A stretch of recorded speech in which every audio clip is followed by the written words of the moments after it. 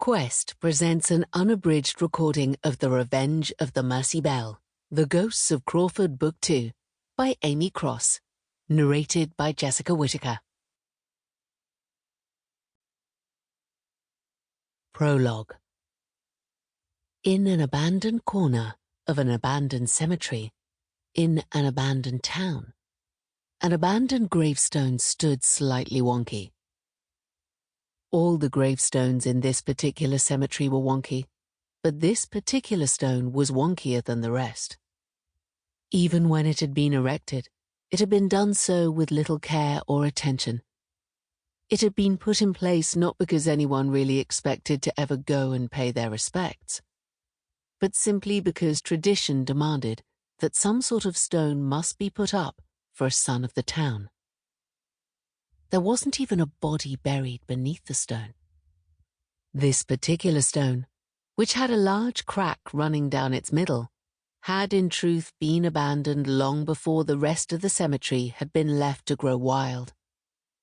Before the town was emptied, this stone was never visited. No flowers were ever placed on the ground in front of the stone, and in time, nobody even remembered the story of the man whose passing had been marked by the stone's placement. At most, a few passers-by might have wondered who he was. This man who was commemorated by the most neglected stone in all of Crowford. Johnny Eggers, December 10th, 1925 to February 1st, 1955. Rest in peace. Chapter 1. January 5th, 1950. Another huge wave crashed against the side of the James Fernham, then another, and then yet another. This time, the lifeboat was pitched hard to starboard, and a cry rang out from its 3 crew members as they were almost tipped straight into the sea. "Over there!"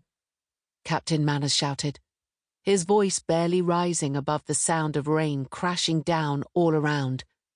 "Do you see the light?"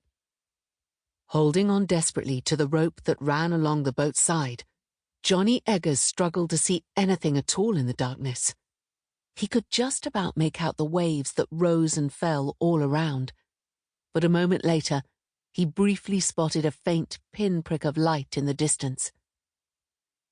No sooner had he seen that light, however, than it dipped back down out of view, almost as if it had been lost.